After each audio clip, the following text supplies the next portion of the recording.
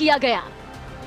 सूत्रों से मिली जानकारी के मुताबिक पुलिस ने अब तक आरोपी पत्नी सोनम और उसके साथी विक्की ठाकुर, आकाश और आनंद को गिरफ्तार कर लिया है। सोनम को गाजीपुर के एक ढाबे से गिरफ्तार किया गया है।